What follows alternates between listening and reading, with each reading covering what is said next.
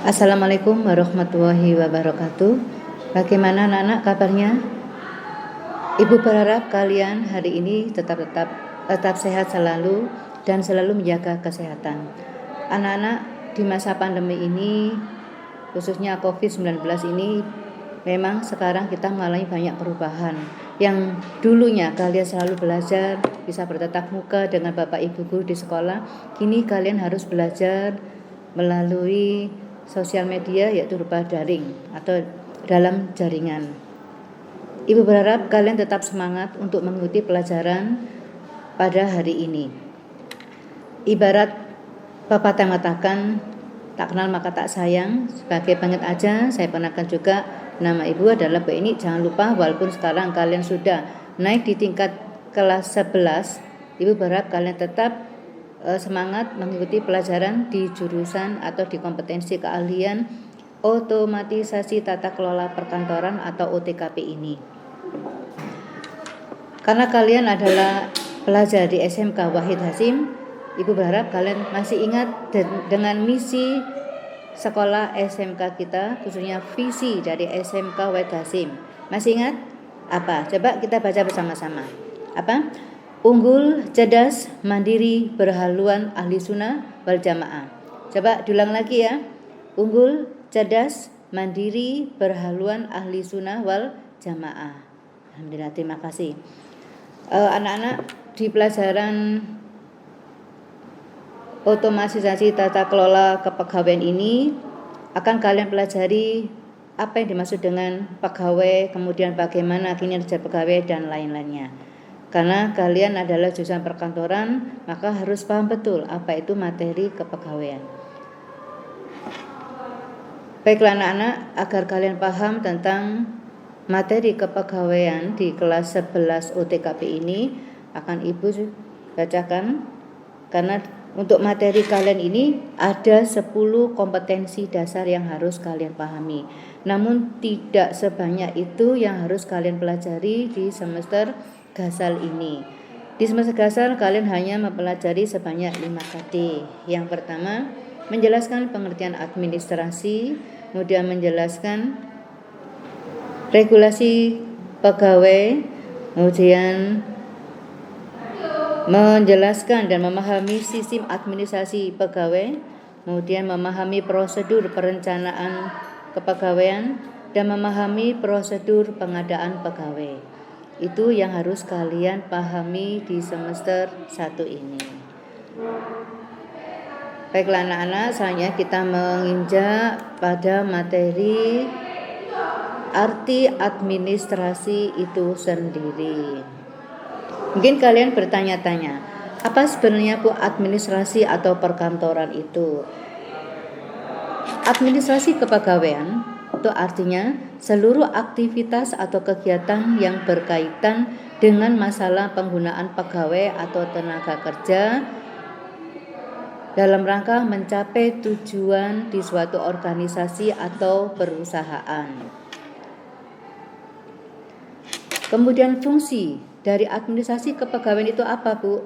Fungsi dari administrasi kepegawaian adalah perencanaan, pengendalian dan pengorganisasian pekerjaan perkantoran serta penggerakan sumber daya manusia yang melaksanakannya agar mencapai tujuan yang sudah ditetapkan oleh perusahaan atau suatu organisasi.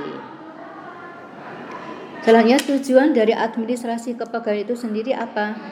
Yang pertama, memperkuat sistem perencanaan pengembangan pegawai, mengembangkan sistem manajemen informasi pegawai, kemudian meningkatkan kualitas sumber daya aparatur untuk meningkatkan kompetensi sesuai dengan tugas pokok dan fungsi yang dilaksanakan melalui pendidikan dan latihan atau yang disebut dengan diklat. Anak-anak, mungkin kalian bertanya-tanya, Bu, kenapa kita harus mempelajari tentang kepegawaian? Karena jurusan kalian adalah di jurusan otomatisasi tata kelola pegawai apa perkantoran. Maka kalian harus paham betul apa itu perkantoran, apa itu pegawai. Yang kalian pelajari di sini adalah untuk administrasinya. Karena kelak siapa tahu kalian suatu saat bisa diterima menjadi seorang pegawai negeri. Namun kalian jangan berkecil hati, karena untuk menjadi pegawai itu tidak harus menjadi seorang pegawai negeri atau PNS. Menjadi pegawai mungkin di lingkungan swasta atau organisasi atau mungkin pribadi itu juga bisa meningkatkan kemampuan kalian di bidang administrasi. Selanjutnya, apa prinsip-prinsip kepegawaian itu sendiri? Prinsip kepegawaian itu menyangkut beberapa, di antaranya ada prinsip kemanusiaan. Di sini artinya bahwa pegawai itu harus dijunjung sebagai seorang sosok manusia yang mempunyai harga diri, kemudian mempunyai semangat, mempunyai motivasi, dan mempunyai prestasi dalam bekerja. Kemudian prinsip demokrasi. Ya, di sini prinsip demokrasi berarti pegawai itu tidak boleh dibeda-bedakan, tapi dilihat dari kemampuan dalam kinerjanya. Nah, di sini akan dinilai siapa yang berprestasi dialah yang akan mendapatkan kesempatan untuk bisa maju ke depan. Kemudian the right man on the right place, artinya bahwa pegawai itu akan ditetapkan atau ditempatkan sesuai dengan kemampuannya. Seperti kita ketahui anak-anak bahwa lulusan SMK ini banyak diburu oleh perusahaan-perusahaan. Kenapa? Karena di SMK ini istilahnya kalian sudah terasah betul dengan kemampuan kalian, khususnya mental. Kenapa Bu kok bisa begitu? Yang pertama, di kelas 10 saja kalian sudah akan kami kenalkan dengan dunia kerja dan dunia industri melalui kegiatan yang disebut dengan kunjungan industri. Kemudian di kelas 11 kalian akan diterjunkan langsung untuk melaksanakan prakerin atau praktek kerja industri atau yang dulu disebut dengan magang atau PKL, praktek kerja lapangan. Kemudian PSG, pendidikan sistem ganda. Di sini artinya teori kalian dapatkan di sekolah, prakteknya akan kalian dapatkan di luar sekolah, khususnya di DUDI atau di tempat kalian melakukan OJT atau on the job training. Jadi di sini kalian akan ditempatkan nanti sesuai dengan kemampuan kalian, pendidikan kalian, di mana saat itu kalian bekerja. Kemudian prinsip kepegawaian yang lain itu apa? Yaitu equal pay for equal work. Artinya apa? Kalian akan digaji atau mendapatkan bayaran istilahnya gitu ya, atau mendapatkan penghasilan sesuai dengan pekerjaan yang sudah kalian lakukan. Tentu saja pendidikan pun juga akan menjadi prioritas. Karena itu Ibu harap kalian tetap belajar dan belajar tanpa bosan. Selanjutnya prinsip kesatuan arah. Artinya bahwa pekerjaan itu harus ada satu komando khususnya dari pimpinan perusahaan. Dan ini akan dipantau betul oleh pimpinan perusahaan. Karena itu 4 hal yang tidak boleh kalian lupakan, yaitu yang pertama loyalitas, kondite, kemudian prestasi dan prestasi. Nah, itu yang harus kalian pahami betul. Kondite itu apa Bu? Berarti penilaian kalian tidak lepas dari penilaian para pimpinan perusahaan atau organisasi. Kemudian loyalitas. Loyalitas di sini berarti kalian mampu untuk menjadi sosok pegawai yang bisa diandalkan. Kalau ada kegiatan apapun, kalian selalu siap. Kalau ada pekerjaan yang mungkin tidak bisa dihandle temannya, kalian bisa menghandle dengan kemampuan yang ada pada diri kalian. Kemudian prestasi. Apa prestasi itu? Ya istilahnya keberhasilan yang kalian capai selama kalian bekerja atau selama kalian sekolah dulu. Itu akan membawa dampak bagi pegawai sebagai sosok tenaga kerja yang bisa diandalkan.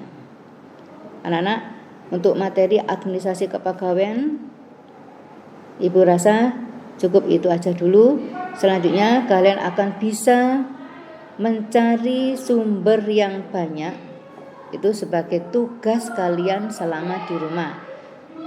Ya, mencari, kemudian mencatat, ya, kemudian mengelompokkan pengertian administrasi dari berbagai sumber. Dikumpulkan seminggu setelah Ibu menerangkan atau menjelaskan materi ini.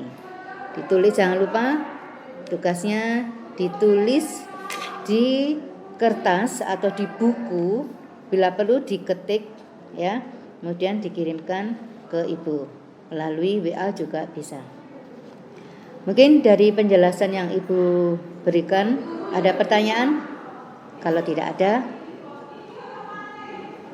akan Ibu lanjutkan mungkin materi yang kedua, yaitu regulasi kepegawaian.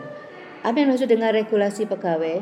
Regulasi pegawai itu adalah ketentuan atau perundang-undangan yang berkaitan dengan pengadaan pegawai itu sendiri, dimulai dari peraturan pemerintah, kemudian kepres, keputusan presiden, dan lain-lain. Anak-anak, untuk materi administrasi pegawaian, arti administrasi itu sendiri dan perundang-undangan pegawai itu sangat banyak. Karena itu saling berkaitan. Ibu harap kalian bisa mencari, mengamati, menyimpulkan, kemudian mengelompokkan, ya, dari berbagai sumber. Dan perlu kalian ketahui juga anak-anak, ya, bahwa tugas yang Ibu berikan nanti itu ada penilaiannya seperti biasa, ya, akan kita nilai berdasarkan hasil yang kalian kumpulkan. Baiklah anak-anak, ya, penilaian ini nanti ada kriterianya. Kalau nilai kalian di atas atau di atas KKM yang sudah ditentukan, berapa Bu KKM untuk produktif? KKM untuk pelajaran produktif sebesar 75.